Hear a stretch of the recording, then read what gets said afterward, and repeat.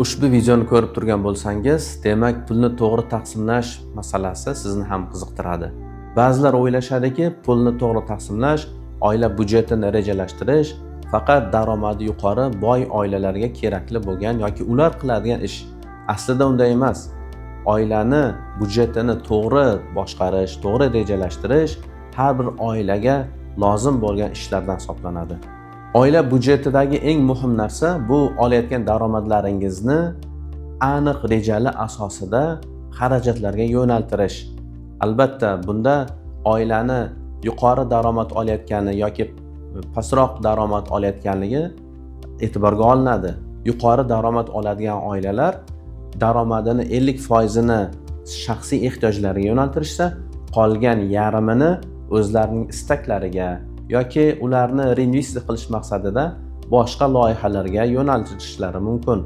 Past daromad oladigan oilalar esa ko'proq, ya'ni 70-80% daromadini shaxsiy ehtiyojlarini qondirishga qaratishsa, qolgan 20-30%ni o'zlarining istaklariga va investitsiya o'rinlariga ham qaratishlari mumkin.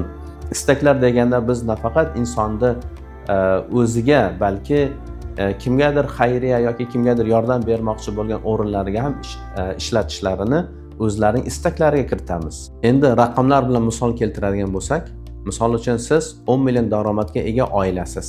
10 millionni 7 millionini siz oilaviy shaxsiy ehtiyojlarga, masalan, yeb-ichish, turar joy va kommunal to'lovlar kabi xarajatlarga yo'naltirishingiz mumkin.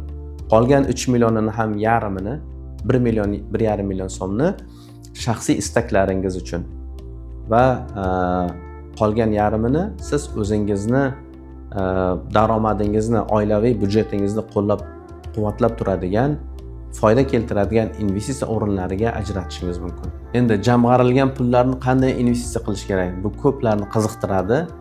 Tabiiy, jahon amaliyotida oilalar o'zlarining jamg'armalarini banklarga qo'yishadi, omonat qilib qo'yishadi va undan foizli daromad olib, o'zlarining daromadlarini yanada oshirishadi.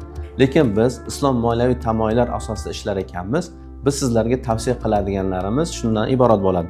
Birinchisi, demak, jamg'armalaringizda oltinga kiritishlaringiz mumkin. Chunki bugungi kunda oltinning narxi juda barqaror ketyapti va oltinga pul kiritganlar kam bo'lmayapti. Ikkinchidan, aksiya bozori kiritishingiz mumkin. To'g'ri, hozirgi kunda jamg'armalarga katta aksiya olmasligingiz mumkin, lekin bitta ikkita olib harakat qilib, bunda ko'nikma shakllantirib, keyinchalik borib kattaroq aksiyalarga ham investitsiya qiladigan investorga aylanishingiz mumkin. Uchinchisi, ko'chmas mulk bozori. Ko'chmas mulk bozorida ham albatta summalar katta bo'ladi.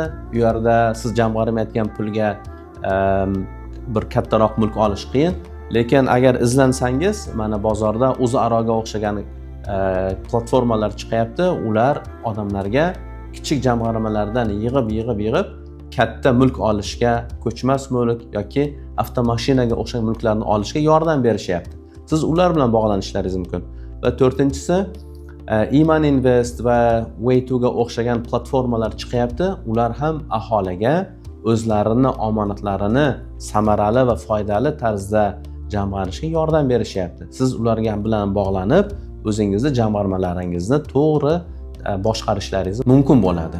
Agar sizga aksiyalar, investitsiyalar va shu kabi mavzular qiziq bo'lsa, YouTube sahifamizga a'zo bo'ling va videolarimizni ko'rib boring.